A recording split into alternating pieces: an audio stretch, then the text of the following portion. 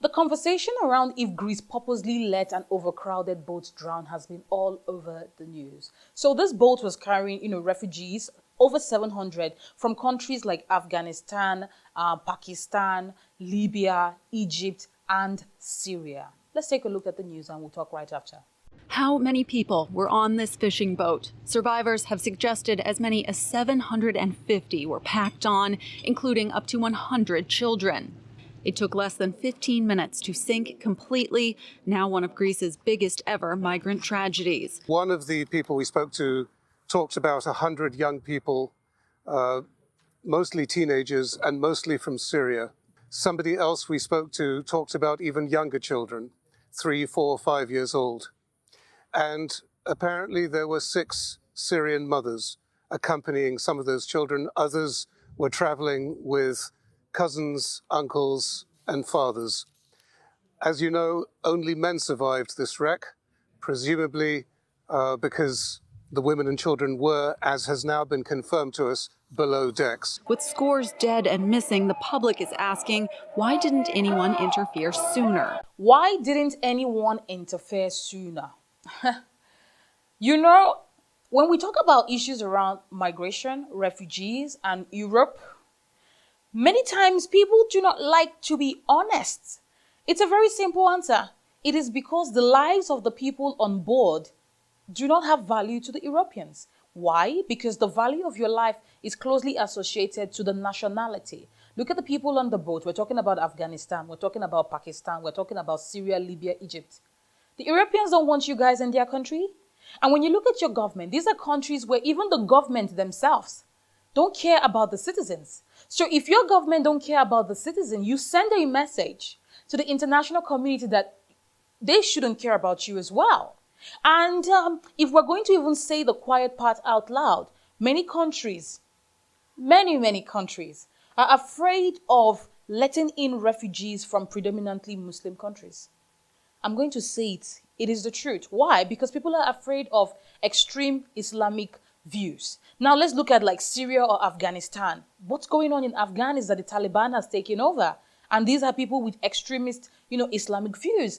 And it feels like a bit of a catch-22 because the reason these women, men, brothers, sons are running from places like that, like Afghanistan, Syria, and the rest, is because of Islamic extremist views or extreme Islamic views. They are going to a country where they feel like it's a bit sane. But these countries that they are going to tell them, we can't let you in because you might be coming in with these views that you're running away from.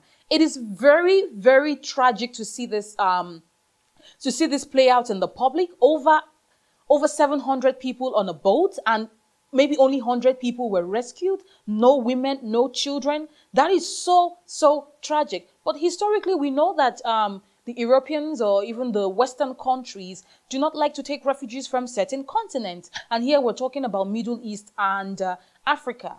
Because when you look at what happened during Ukraine, the Ukraine-Russian war, I have never in my life seen people so eager to host refugees.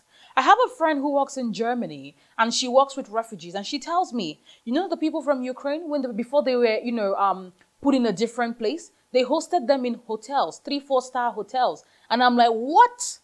The African brothers, African sisters that have been going through the Mediterranean Sea, that have been trying to escape war, trying to escape economic hardship in their countries, are never treated that way. And it's really because even the government themselves, African governments do not care. I don't like the idea of always pointing fingers at the West and saying, why didn't you do this? Why didn't you do this? We need to bring that energy down here. We need to bring it back into our continent. We need to bring it back to our leaders. And when I think about this story, I marvel at the fact that it has gotten all this media frenzy. The UN is all up in arms, carrying out like PR, press release, what's going on? We need to get to the bottom of it. Let me tell you, do you know that if we had majority of Africans on that boat, do you think there would be this much media frenzy? Absolutely not. Why? Because even the African government will not come out to fight for their citizens that perished. In Pakistan, it was reported that 106 people were dead due to this boat drowning. And the Prime Minister in Pakistan declared a day of mourning. In Nigeria, 2 weeks ago, 104 people died because of a boat accident. Have you heard anything? Have you? No. You can't hear anything. Life goes on. Because in places like that, the idea is that poor people die every day. It is so terrible that this is the reality on ground. I tried to do a research to see how many national publications actually reported the story. I searched up until page 10 and I just stopped. Like, this is like, I'm exhausted now.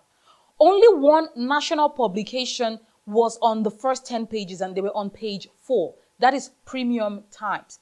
Damn, even Fox News, that we know how they behave and think about blacks and immigrants, reported this story. This sends a huge message to us as Africans, because I like to bring it back here, that if something happens to us, if people die back to back, our own government will not care, because to them, our deaths, our lives are dispensable. So we really need to stop pointing fingers at the West, to recognize that the value of your life to the Westerners, to the international world, depends on your nationality and the way even your government at home, value your own life. But before we go to the next story, I'm going to play the video of the Nigerian accident because I want you to be informed as well. We'll be right back. Begin with breaking news out of Nigeria, where at least 100 people are feared dead after a boat capsized. It happened on the Niger River between Niger and Kwara states. Witnesses say the vessel was carrying people returning from a wedding ceremony in Niger state. More than 72 hours since this accident, the locals here where this accident happened are telling us that no official has arrived at the scene yet. So what they're doing is that they have deployed their own resources, the little resources they have, to try to pull up the boat and see whether or not there are more bodies that are under the water. You're talking about nearly 10% of the population has been wiped off by this accident. And in one house close to where we were, at least 18 members of that family have perished in the boat accident.